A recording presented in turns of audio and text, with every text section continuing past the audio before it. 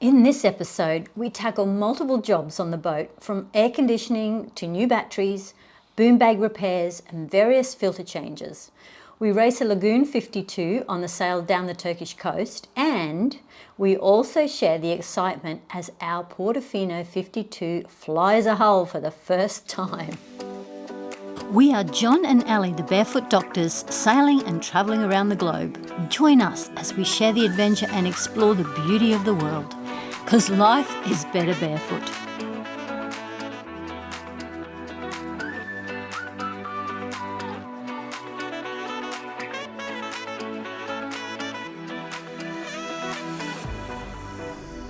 Okay, so we are on our way to deliver the sail to the sailmaker to get some little holes that are just tight, starting to tear. But it's always good to do the maintenance as quickly as possible. And also to refill our gas bottles, or to get new gas bottles. Apparently you don't refill them here, you get new ones. So just thought we'd show you, because it's not just like going down to the shops where you can hop in the car and go and take them right up to the shop. It's just like, you know, sailing life. That's just what you have to do. 2 bridges that you have to go under.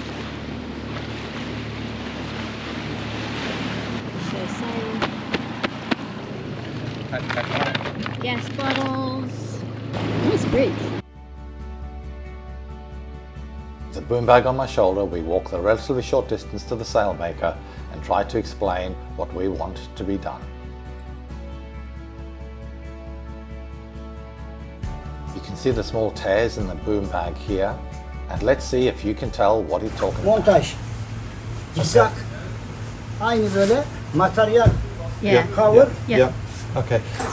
Just little. Yeah. Good. Small. Okay. İçeriden ve dışarıdan. Same. Yeah. Yeah. Okay. Good. Küçük small. Okay. Total 1,050. Okay. Turkish lira komple. Turkish lira. Okay. So how much is it? 1,500 is like less than 100 Australian dollars. That's Yeah. about. Yani biraz daha düşük it's- tuttum okay. yani. How many days? Like finish? Tomorrow. Tomorrow. Start. After tomorrow finish. Okay. End of tomorrow. You mean? Yeah. Sure. 1 minute. Monday today. Monday. Yep. Saturday. Tomorrow? Tuesday. Start. I'll start tomorrow. Start. Oh. Finish. Thursday. Hey. 10 kilo. Yani repair. 2 days and Saturday, finish okay. it 10 Thursday. kilo. Yeah, we will. Good morning, 10 kilo. 10 o'clock. 10 kilo. Yeah. Yeah. Tabii. 10 o'clock. 10 Yeah. o'clock. Okay. Okay. Okay. Tamam. Problem, tamam. Good picture. Photo. Thank you very much. Thank you very much. Thank you. Finish. Because the sailmaker did such a great job repairing our boom bag, we asked them to make us a 4x3 meter sunshade for the front of the boat. Aynen yine içine dakron. Bunların içinde dakron var. Okay. Aynı same dakron var. Uh-huh. Dakron var. Nice and strong, yeah? Onun için sağlam olsun. This was done in about 3 or 4 days, and the result is absolutely marvellous. We understood that he had sewn in the edges with Dacron, and he had supported all the corners very successfully. Not heavy. Not heavy. Oh, not heavy. Wow, that's a surprise. This is really quite light. Going to the gas shop. Hopefully. We're hoping they can refill the cylinders we have and we don't have to buy Turkish ones. Apparently they've brought new rules where you have to use Turkish bottles, and they are making it illegal to refill the gas bottles from other countries apparently, which would be a bit of a pain in the backside actually.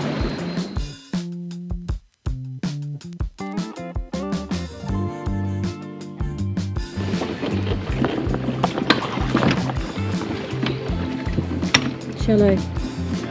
Rocks. Okay, so here we are, and there's no steps to go up that we can see. You first or me? Scissors, rock, paper. Maybe I'll give you a foot up. Think I might be over my troubles since you came Easy. Very graceful. Google Maps. Left here and then left on this street and then up. We had to buy new gas bottles, Turkish ones. Thank you very much. See you, goodbye. From Ipragas. See you soon. Thank you, bye. Cheers. Bye. Okay, so guys, the Spectral Watermaker was telling me I have to replace the charcoal filter. So that's a charcoal filter supplied by JT Holden from the USA. And these things, they say, should be replaced every 6 months.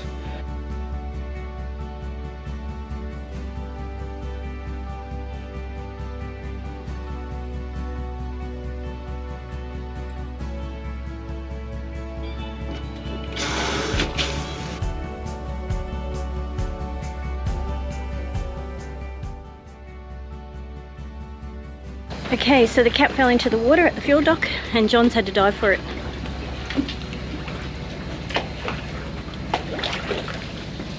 Yep. Got it. Got it. Excellent. It was only about 4 Good job. 4 meters deep or so.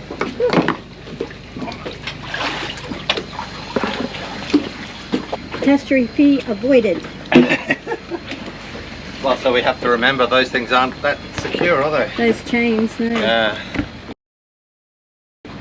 The water's quite clear, so it's quite easy. I could actually see it as I was going down, so it wasn't all mud and it was on I rocks. saw you speed up as you were going down, Oh, so he spotted it. So what we're also doing here is emptying our black water tanks. So they're the toilets. We found that the 3 batteries of 600 amp hours in total was not adequate power for us to easily manage the boat for a full 24 hours. So after some shopping around, we bought 2 extra 200 amp hour batteries from Yacht Marine in Marmaris. Very nice result, and it made our power management a lot more civilized. Okay, so we've got this problem with the port air conditioning, saying we need to check the hoses and the seawater entry. The high pressure system is turning itself off, so we have to go and sort that out. So guys, in the Leopard 45, we are in the port hull. Here are the steps leading down from the steps just to the rear, underneath the hull or underneath the cabin stole, which is here, and at the front of that is the aircon filter. The rear of it is the generator raw water filter as well, and these are things that can block. So let's open that up and see if there's any rubbish in it, clean it out and see if that gets rid of the alarm. We have no footage here guys, so sorry about that, but these are a simple water strainer. Unscrew the glass bottom, take out the debris, and Bob's your uncle. Then reopen the seacocks and see if the thing works properly again, and happily it did. It's really nice when things get fixed easily and quickly. 1, 2, 3.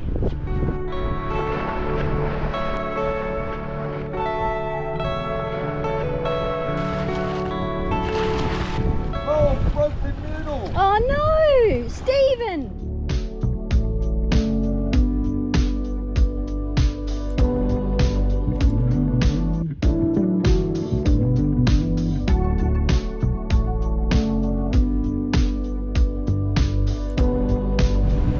So the engines are off. We've got a very gentle wind from the south. It's a land breeze being produced by peat over the land, and the air is being sucked in off the sea, and we've only got a short distance to go. So we are in company up the Lagoon, probably, with the motor on, and another boat which looks a bit like an excess with one sail up. And I think the motor on as well. We're going along at a very similar speed, so we're doing 6 knots.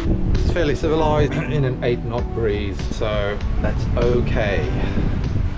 Now we are sailing past a bay which is prohibited. This bay around the corner there, prohibited to go in at all, and then outside that is restricted. You're not allowed to stop because this is an army training area. As we're cutting across the restricted area, my understanding is the restriction is you're not allowed to stop. But if you're moving and continuing on your way, I think that's allowed. You get that a lot, people just motoring and not using their sails, considering we've got 8 or 9 knots and we're doing 5.5 to 6 knots of boat speed, which is fine. You know, if you're motoring with one engine, you're only going to do 6 knots anyway, so why burn the fuel? But maybe it's because we're in a Leopard, and a Leopard sails better than a Lagoon or a Fontaine Peugeot. But that'd be a little bit controversial. Better not publish that, had I? Otherwise the hate mail will be coming in thick and fast. Naming names. But the guys behind us, it's actually a Lagoon. It's actually a Lagoon behind us, and we are just racing past them. For a 10-mile sail, I'm not going to be putting out the code 0. There's not need for that much effort, is there, honey? No.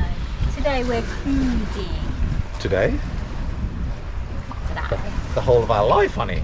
I know, but we're not racing to get there. Very happy to be with you and to be sailing. You're too loud. You've got to be in heaven. I am. In heaven.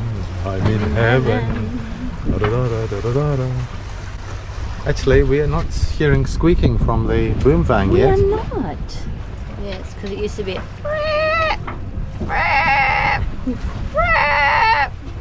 It was terrible, wasn't it? It was. To the point that I would say, make it stop, make it stop. Okay, so the fellas behind us in the Lagoon have now put out their Jenica, actually, you know, big flat bottomed, enormous sail. And I just want to, you know, kudos to all those people that have worked really hard all their lives, and you've saved up and you've purchased a boat, so At whatever stage of life, it takes quite a lot of effort in some way or another. it does. And so everybody that's out sailing, congratulations guys, you've got there, and because it really is lovely. Good stuff, good stuff. And you have to be a bit strange.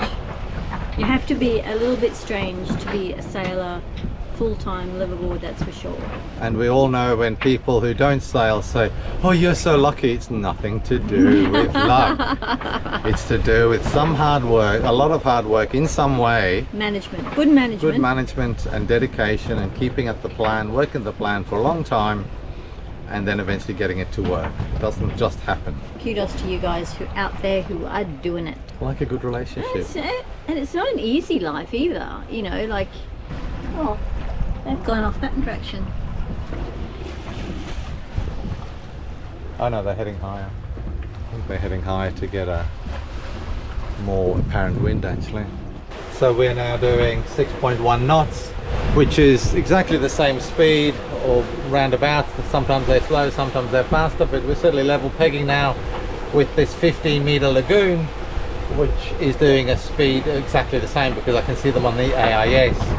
And they've got this big Jenica of code 0 out the front, which is a lot bigger than our Genoa. Of course, the other guy out front, he's got his motors on, no sails, and he's only about a mile in front of us.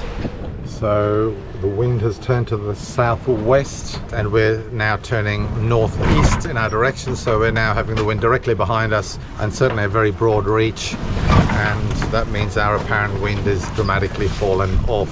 The true wind is still around 8 knots or so. Our boat speed has fallen down to about 3.5 knots, and not a lot you can do about that apart from put the Oxley up. But we've only got 4 miles to go till we pass the point where we're going to anchor, and so it's hardly worth putting up the Oxley for a 1-hour sail. But yeah, our friend behind us, the 15-meter Lagoon, he is going about half a knot slower than us according to the AIS, and he's had to take down his big code 0 and go back to his Genoa, which is why his speeds dropped off. So we were doing the same speed as him with our Genoa and his code 0 when we were doing a beam reach, and now we're going faster than him, doing a deep reach with our Genoa and his Genoa. We're still ahead of him, which is very surprising because he's got 2 meters length on us. He's 2 meters longer than us. The Lagoon, 15-meter Lagoon that we've been sailing with, is about a mile behind us, so that's a fairly good reflection on old Leopard that we got in earlier than them, and we haven't really been working hard. Actually, we have been working hard. We've been working hard doing the stainless because sailing is such a lot of fun, isn't it, honey? It is, and you've got to take the champagne with the stainless steel rust proofing thing. So that's what we're doing.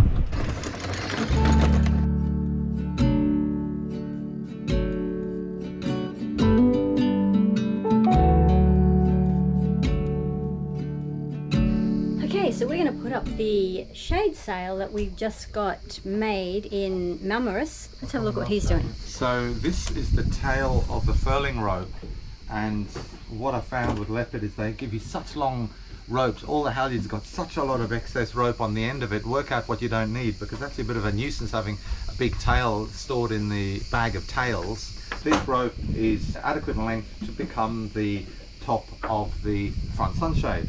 And use your best kitchen knife. Use your best kitchen knife because Wait!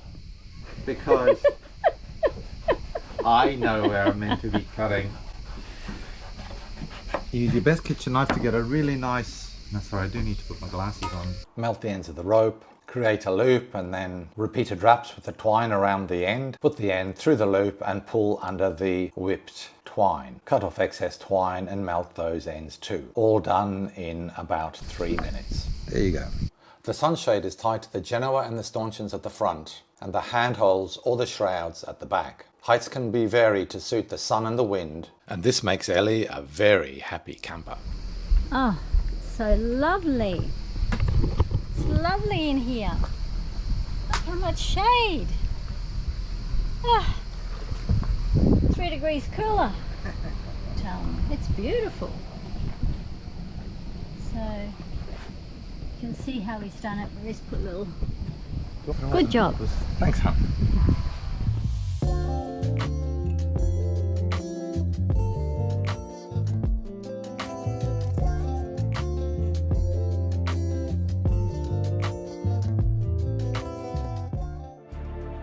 Okay everybody, today is really exciting because this is the day we are all going to experience the Portofino 52 flying a hull for the very first time.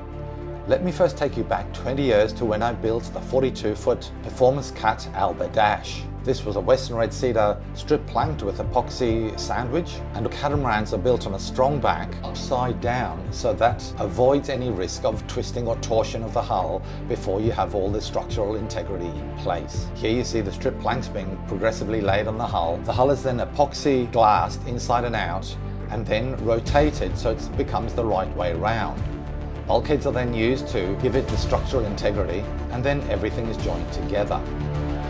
So now, if we go to the Portofino, you'll see the hull being wheeled around the shed and then using chain winches, progressively rotated until it's the right way round.